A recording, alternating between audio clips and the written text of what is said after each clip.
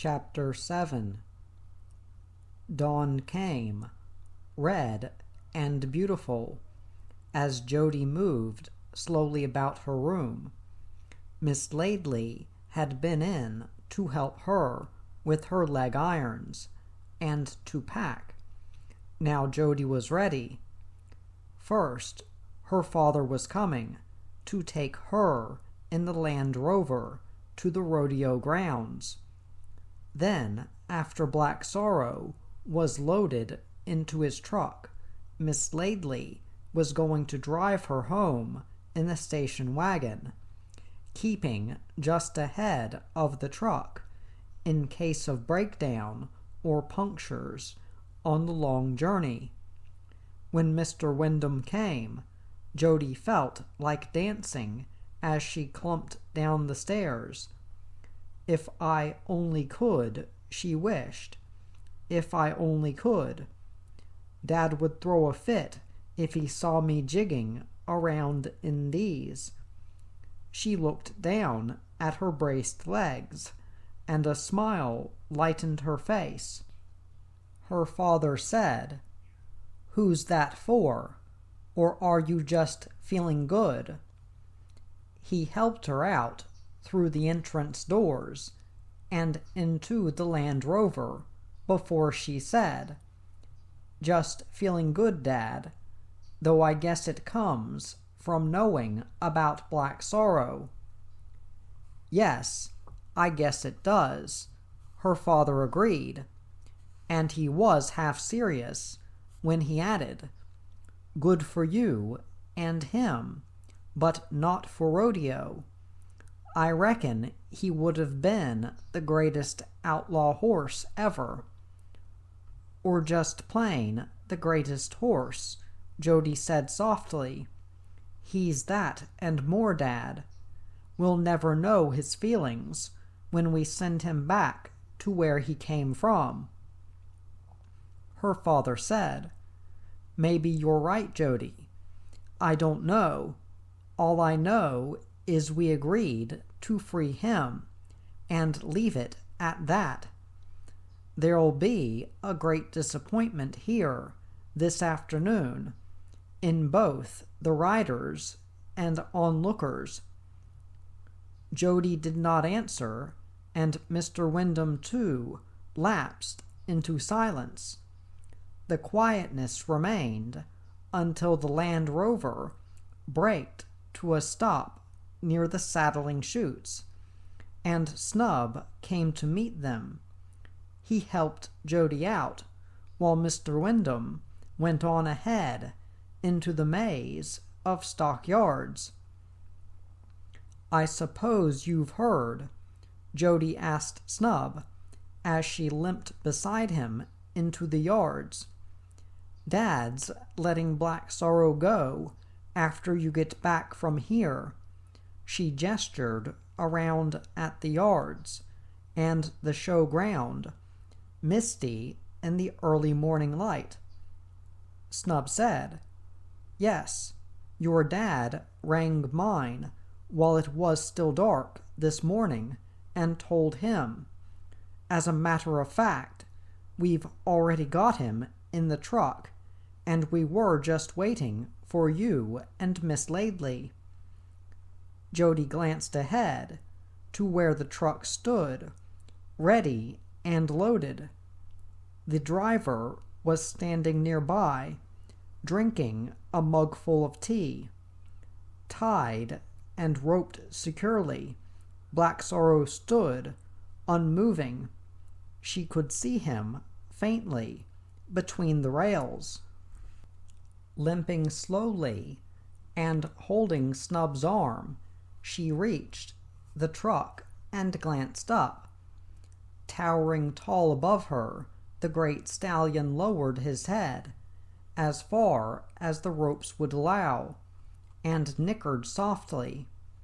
His lustered eyes, under their tangle of matted mane and forelock, seemed to show recognition as he reached with his lips to touch Jody's hand.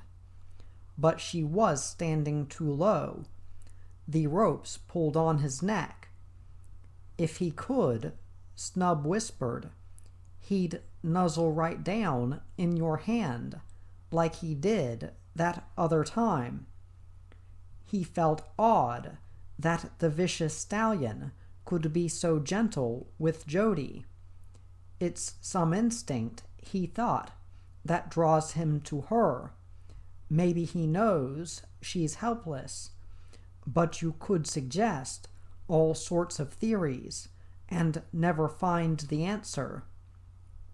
Snub rubbed his head. What he did know was that it almost made him cry when the great black stallion nickered or tried to nuzzle at Jody's hands. He said this to Jody, and she agreed. Yes, I often do cry. He's so mighty and fearless. Yet suddenly the sadness breaks through. It's going to be great to see him set free, to see him gallop into the great distances where he belongs. I'm going to ask Dad if I can go with him. As she finished speaking, Miss Laidley arrived near the saddling chutes in the station wagon. At the same time, Mr. Wyndham came from the inner yards and glanced over the truck and ropes that held Black Sorrow. Okay, he told the driver. Hop up, and when Miss Laidley pulls out, follow her, and keep her well within sight all the way. Where's your mate? Give him a toot to fetch him over. The driver hitched up his pants and nodded before climbing in. He was a reserved man who said little.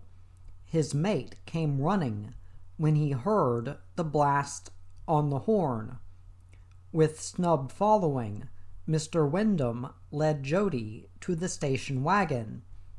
He kissed her, then helped her in, and Miss Laidley made her comfortable.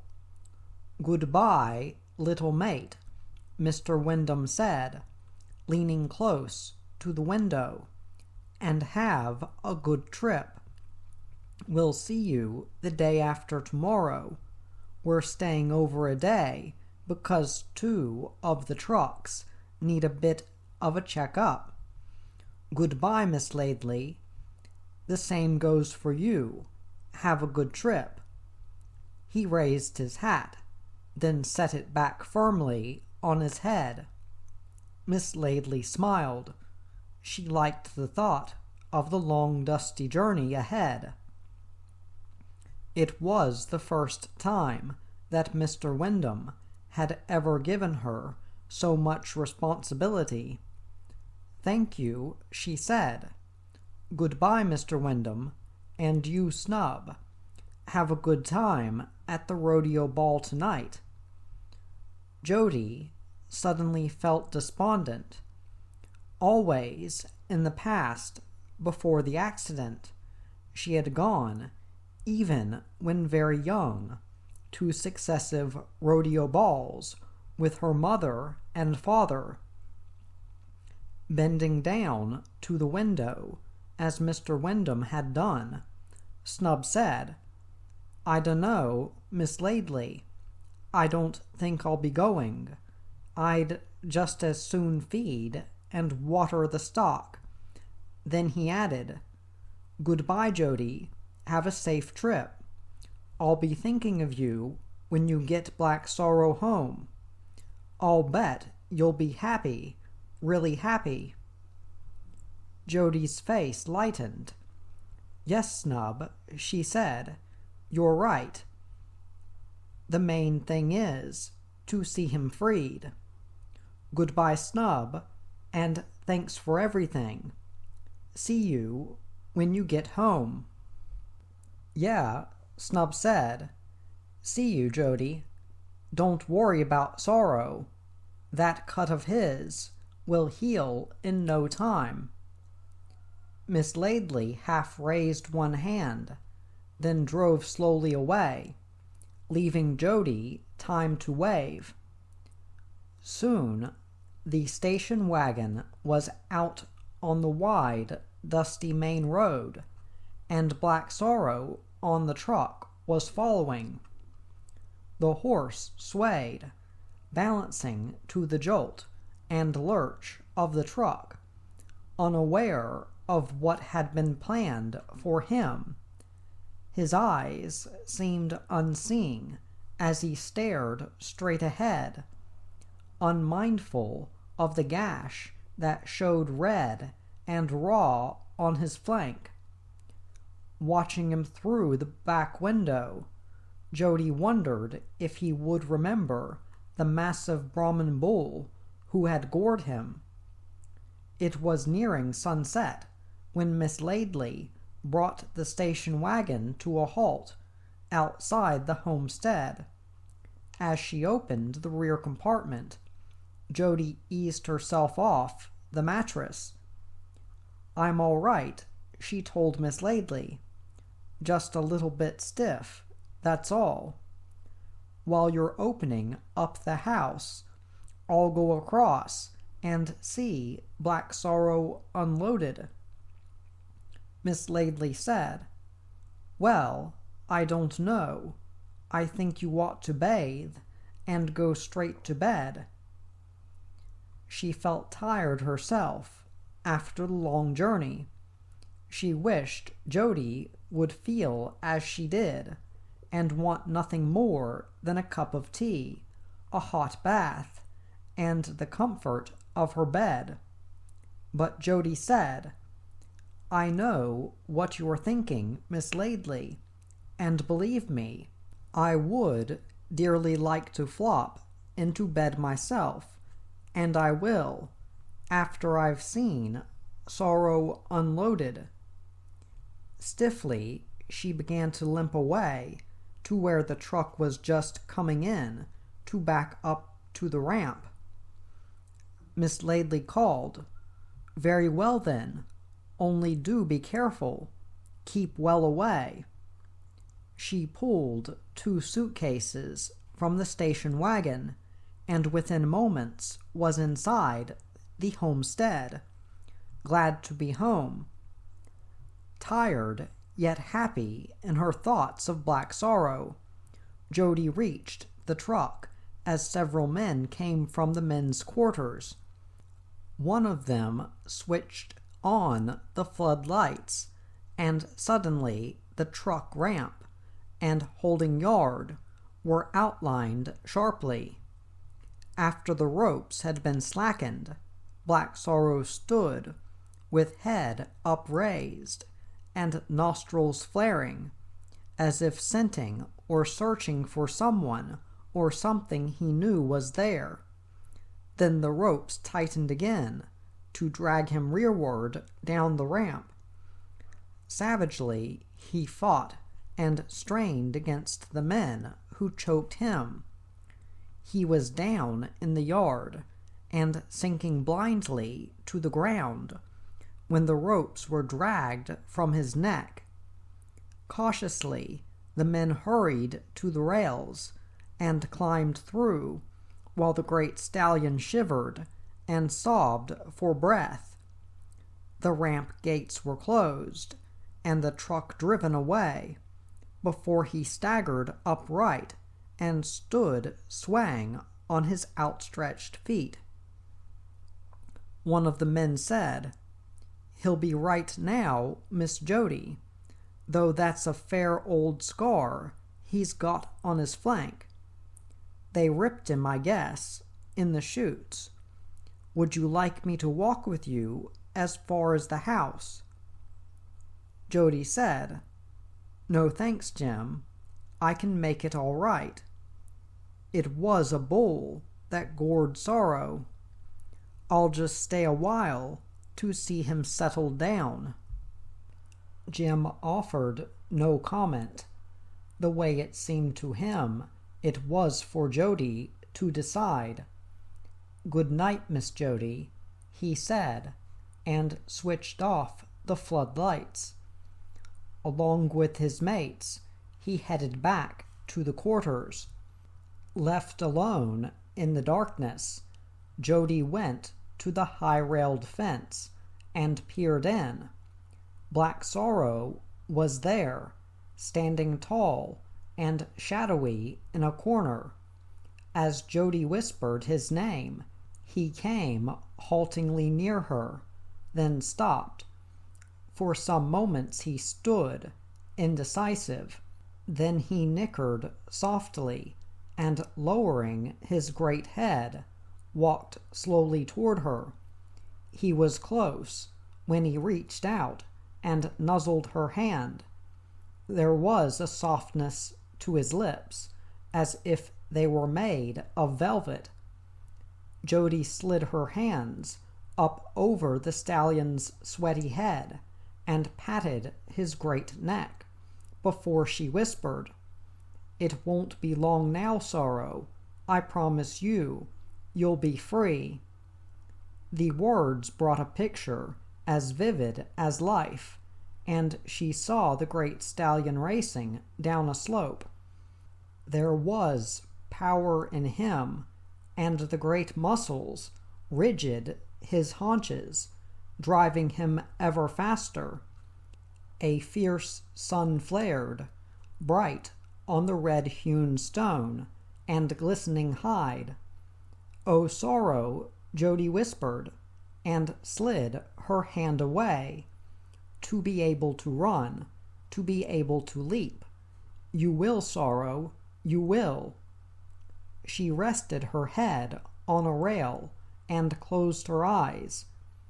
"I won't be able to join you, but I'll be with you in dreams and memories. You'll see me, Sorrow, limping along." Words choked in her throat, and she turned away.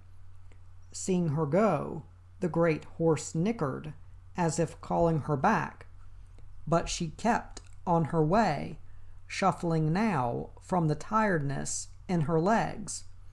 She was close to the homestead when Miss Laidley came across the veranda and down the steps. "Oh, Jody, so there you are. I've been getting the dinner and didn't notice the time passing. Whatever have you been doing?" She saw Jody's great tiredness and helped her up the steps. "Nothing," Jody said. "That's just the terrible trouble. Nothing." Close to tears, she pulled away from Miss Laidley and limped the last few yards across the veranda alone. Pushing open the door of her room, she fell across her bed and closed her eyes. In the darkness, she could see the great stallion, as alone as she was, standing in his yard. When Miss Laidley arrived, bringing her dinner on a tray, Jody was asleep. Outside, in the shadows of the holding yard, Black Sorrow stared westward. There was a breeze about him that had sprung up since Jody had left. His mane and tail streamed, fluttering in the wind, as he raised his great head, scenting toward the high red country. Slowly he turned and stared toward the homestead. There were lights there, until slowly they faded, one by one. Then there was only the darkness and the night call of an owl. Chapter 8. When Jody awoke, the sun was high on the skyline. Yawning, she strapped on her leg braces and limped to the window. In the holding yard, stretching away opposite the homestead, Black Sorrow was pacing along inside the fence.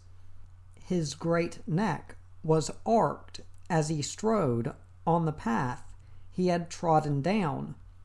There was a power in him that rippled his gleaming muscles. Watching him, Jody wondered how to fill in the day. She felt that, in some way, it should be a day to remember, a day for the great black stallion to know that life was not all sorrow. Yet, as she dressed in jeans and shirt and readjusted her leg braces, she wondered too if life would ever change. Then thoughts came of her father, of Snub, of Miss Laidley, and countless others. There was kindness and love in them all. They had helped her in big ways and small, and there was black sorrow, roped and tied, but never humbled, beaten and spurred, but proud in his will to fight back. That's the secret, Jody told herself as she made her way to the kitchen, in answer to Miss Laidley's call. Never give in. No matter what happens, never give in. The thought made her straighten. She felt happier when she sat down at the kitchen table. Later, when she made her way across to the holding paddock, her first glance was for the gash on Sorrow's flank. It seemed healthy, and she rubbed him gently about the head before limping slowly along the outside of the fence, while the great stallion followed her on the inside. At the end of the yard, the ground sloped away to where a small creek ran through an eroded gully. Along the water's edge, couch grass grew in clumps, and Jody pulled some for the great stallion. It won't be much, she said, but at least it's green, and a change from Lucerne. I'll be back in half an hour, if I can make it. She instinctively raised her hand, as if to say, so long, then quickly lowered it. I'm not that silly, she added, and smiled, though I'm getting close to it. Smiling, she lifted her face to the wind and let it ruffle her hair. The slight coolness made her suddenly feel it was good to be alive. If I could run, she whispered, I'd run and run just for the sake of running. Nearing the creek, she glanced across to another big holding yard that was used for Brahmin cattle. They were away, for the present, still at the rodeo. Then she thought of Snub and her father. They would be home tomorrow with the cattle and horses. Later she would go with her father to follow the truck, taking Black Sorrow home to the high ranges. See the great horse set free, see him gallop in freedom over the worn, eroded earth. And she wondered if he would look back for the girl who had given him kindness and love. She pulled the grass, then sat by the creek to rest. There was an ache in her legs, and she unbuckled her braces. Although they were thickly padded, they hurt if she wore them for too long or walked too far. She massaged her knees and ankles, where the worst breaks had been, and looked up at the sky. It was cloudless and blue, and a giant brown eagle hovered motionless in flight. It floated serenely, peering down to where Jody sat. There was peace and quiet, and for the moment Jody was content. She wished that time would stand still, and she wished, too, that the great black stallion could be with her grazing nearby or drinking at the creek. And inevitably the wish came again, as it always did, that she could be strong, that her legs would carry her again as they used to, that she could ride and run and jump. The eagle dived, deadly in flight, and she saw it plunge into a clump of tall grass. Its powerful wings beat, fluttering the grass, and a rabbit squealed, dragged from its hiding place by the eagle's claws. Then there was life struggling against death, and the sadness of death destroying life, and a limp, broken body being borne up and away to a distant eyrie. Tall and still, the great stallion watched, as Jody watched. He saw the tragedy and hurt, as all wild things see them. Jody saw them too, and knew them for what they were. "I've been lucky," she whispered, and rebuckled her leg braces before gathering up the couch grass. "Very lucky, at least. I'm still alive." Contrite, she limped stiffly up the sloping ground, and fed the grass through the rails to Black Sorrow. There was a quietness between them, between the girl and the great stallion, until Miss Laidley came to call Jody for lunch. In the afternoon, Jody felt tired and went into the living room to watch television. Miss Laidley came to be with her, but Jody fell asleep on the settee. It was nearing sunset when she awoke, and glancing down, saw that her leg braces had been removed.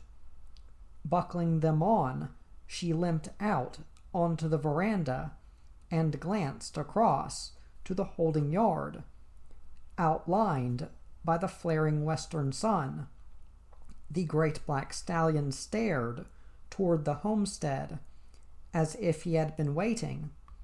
He whinnied softly, drumming the sound in his chest, when he saw her begin to limp toward him. She was close when she rubbed him on the head and lightly smoothed his mane. "I can't stay long," she told him, "or I'll have Miss Laidley after me." All the hate and savagery seemed to have gone from him, and he nuzzled her hands, nickering softly. Jody smiled and ran a finger over his velvety nose before she went on. "Tomorrow's your long day, or maybe the day after, depending on when Dad gets home. My guess is it'll be tomorrow morning. They'll travel all night, after having an hour or two's sleep after loading." Memories came of other years when she had helped around with her father, loading the wild cattle and horses. She remembered Snub too, always close to her in a headlong ride. She wondered where he was and what he was doing, and suddenly too she wondered what the future held. Would Snub stay on to continue working on the property for her father, and would she have to go away, ultimately to the city, for the treatment specialist had said she needed? Jody sighed. "I guess nobody knows. Only time will tell."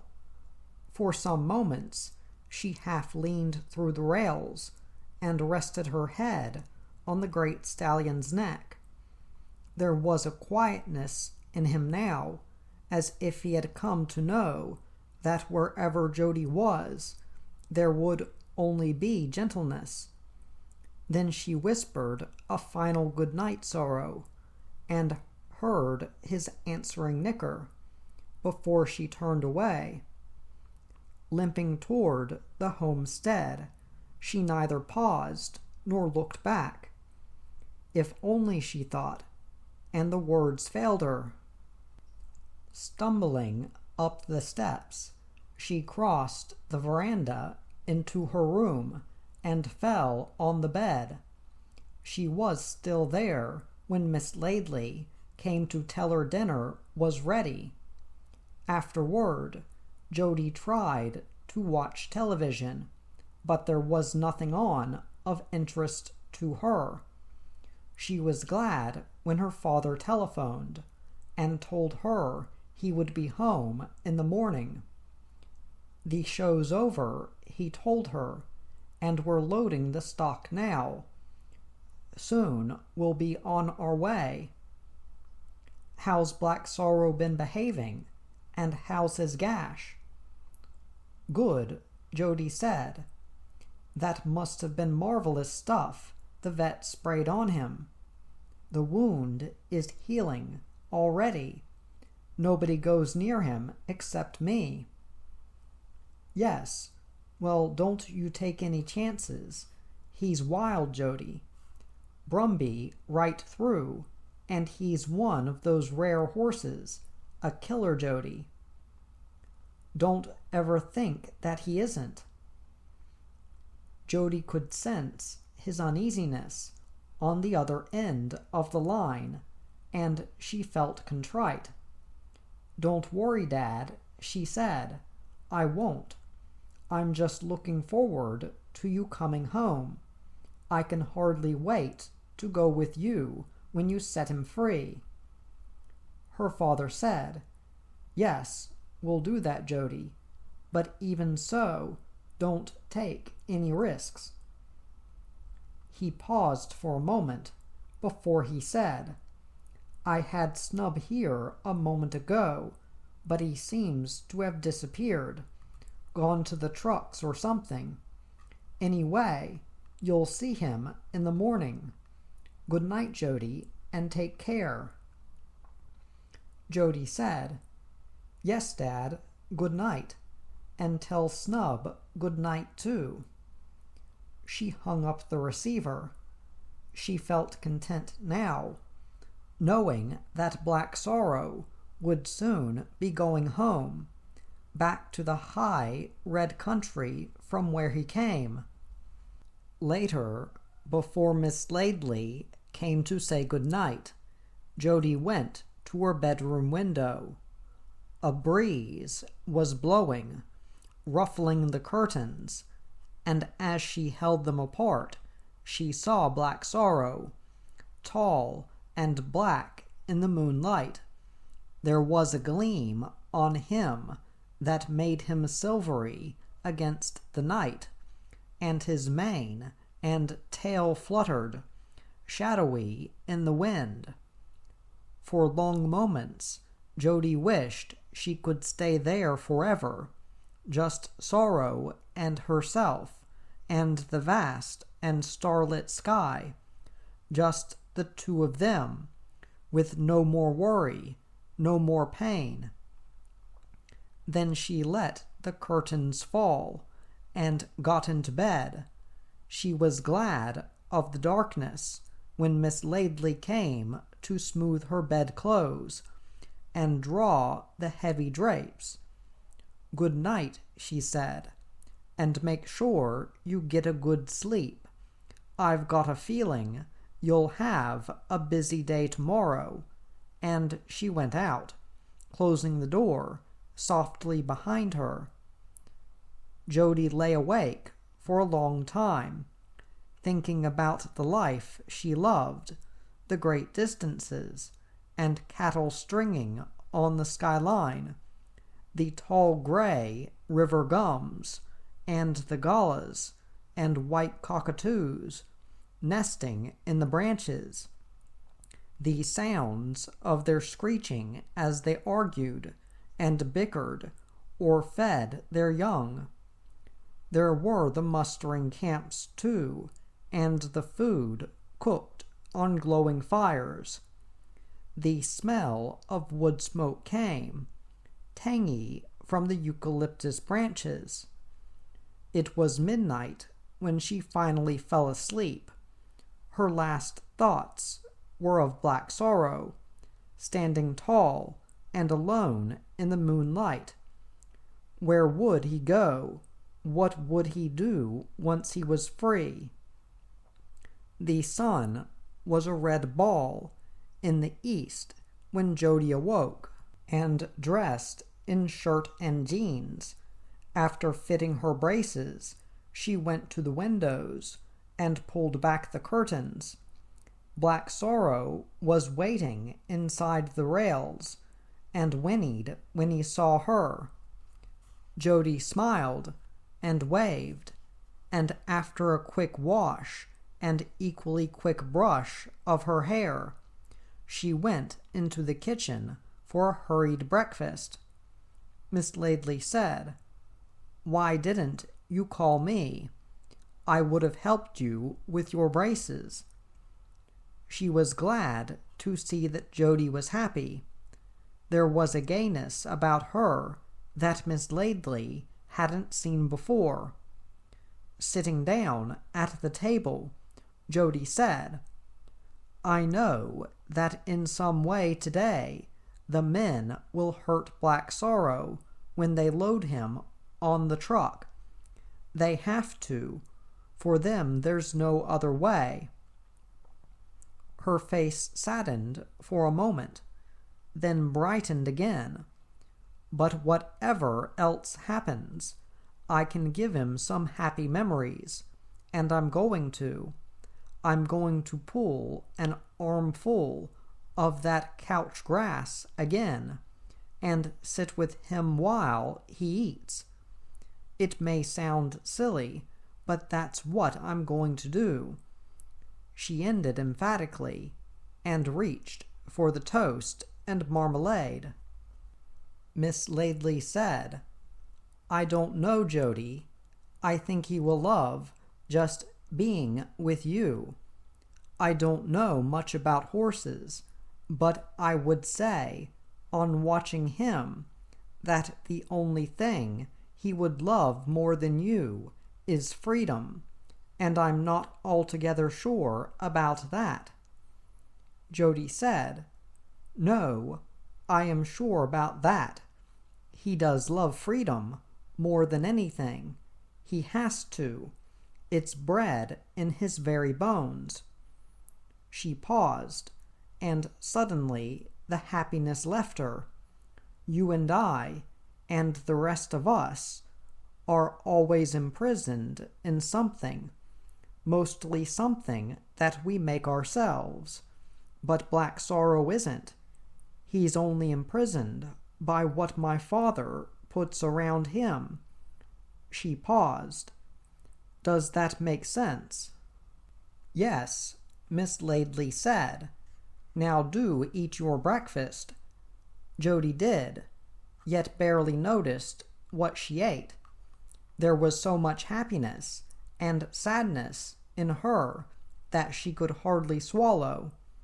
She wanted only to be outside and moving, touching Black Sorrow, or sitting with him, or bringing the grass from the creek.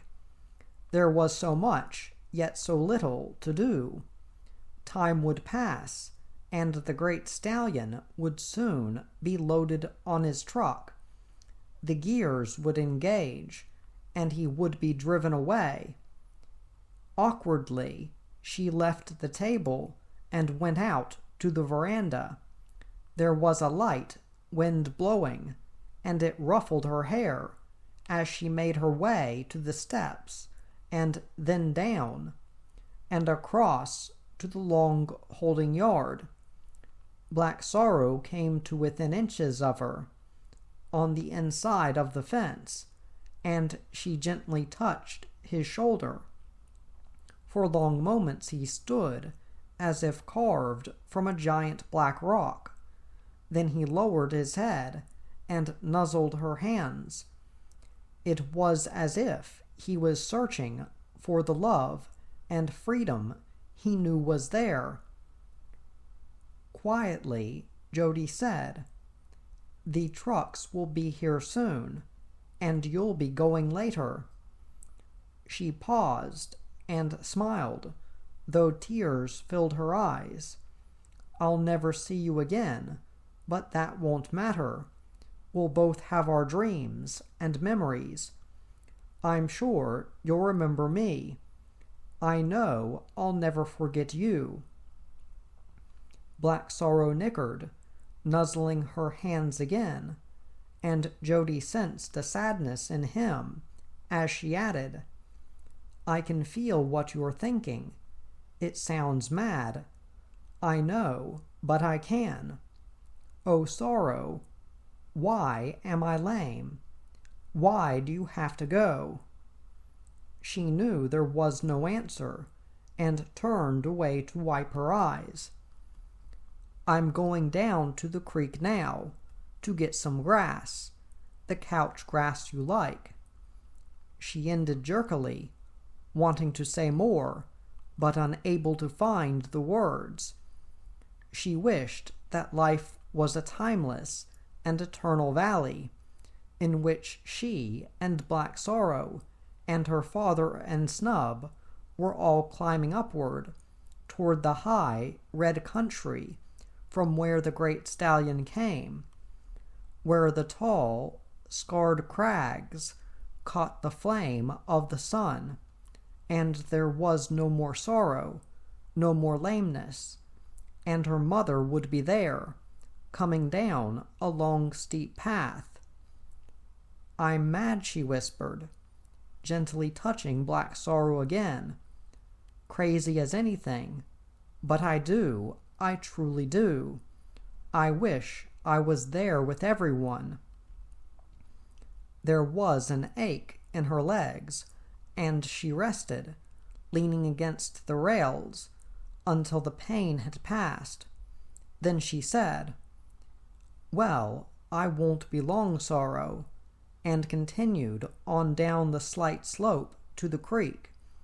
She was glad when she reached the thick clump of couch grass and crumpled to the ground. "Boy," she gasped, "that's a relief. I think I've been walking too much lately." The grass was cool to touch, and she rolled over to lay full stretch. By just turning her head, she could see Black Sorrow, standing tall and erect in his yard. The light wind that was blowing was ruffling his mane and forelock, and streaming his tail.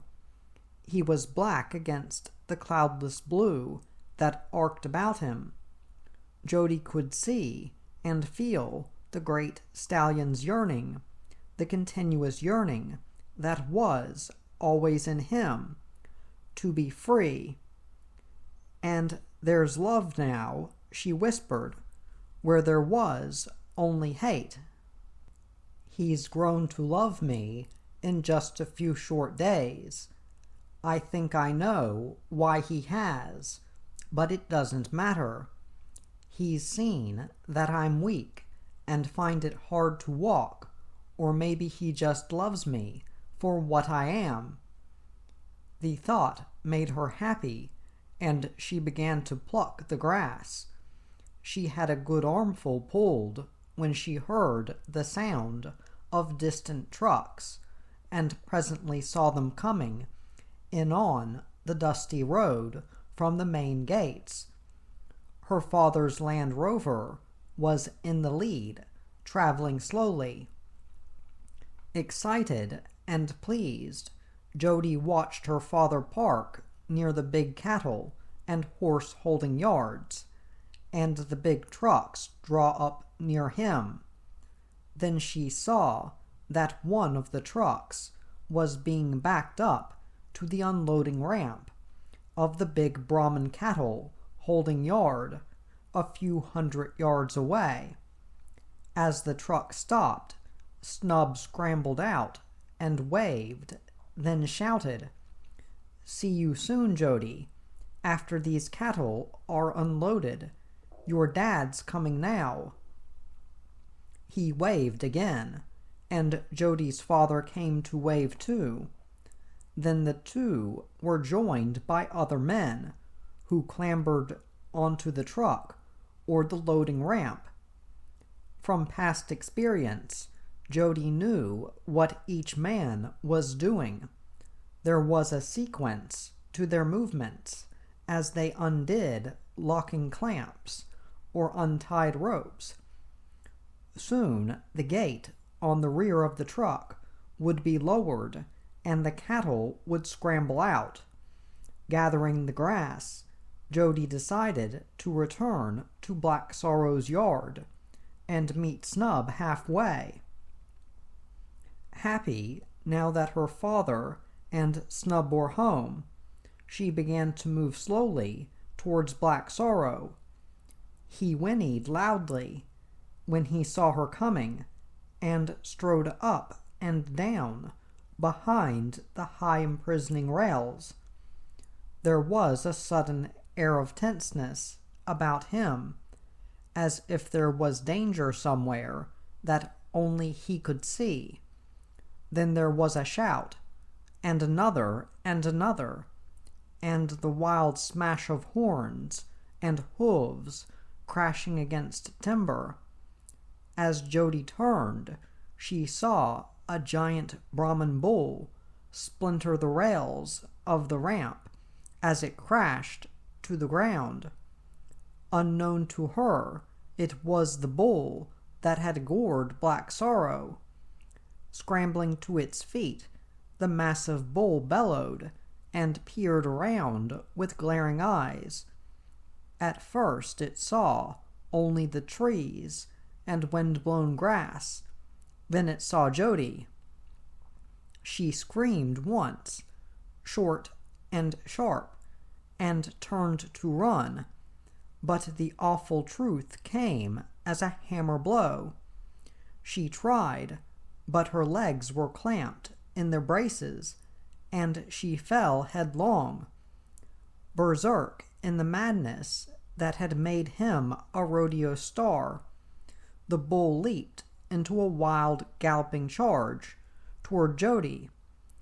Behind her, flaring his nostrils wide in rage and hate, the great black stallion reared and smashed against the rails. They splintered but held, and he wheeled to gallop to the far end of the yard. Proud in his strength, he wheeled again and came galloping back, headlong in flight. He rose at the fence and smashed into the top rails. They were the rails he had crashed into days before, and now they cracked.